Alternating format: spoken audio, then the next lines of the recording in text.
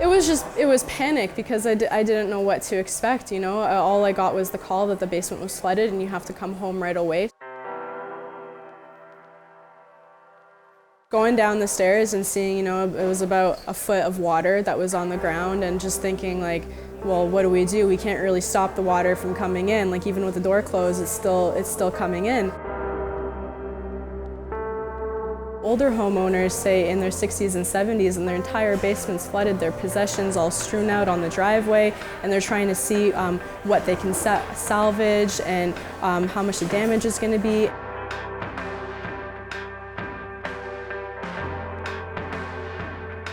So this project is about basement flooding. So we look at hydrology, we look at climate change, and we look at land use change. So as we urbanize land, there is less evapotranspiration. That means there is more runoff, and all that water in our cities needs to go somewhere.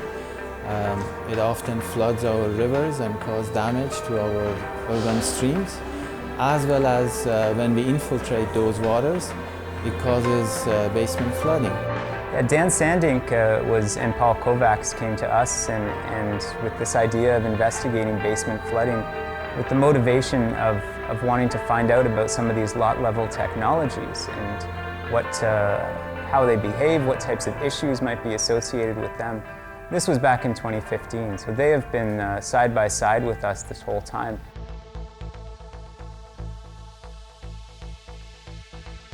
So it's a frustration, it's a worry, it's a how do we prepare for this? How do I as a designer, how do engineering professionals prepare for these events, because they will continue to get worse.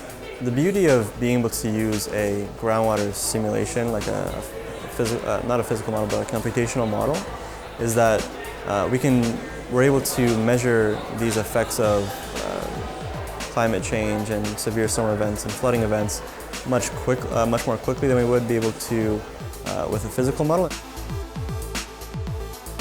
In the long term, it definitely made me quite a bit more nervous around severe weather, because you never really know how bad that it can get. But I think that the important thing to realize is the past is no longer predictive of the future.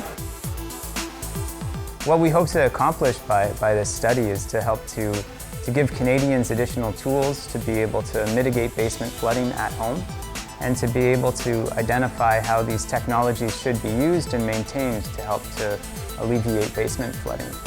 And this may have implications on building and plumbing codes eventually. This may have implications on land use planning and so on, but ultimately we'd like to add to the tools that Canadians have to help to avoid basement flooding.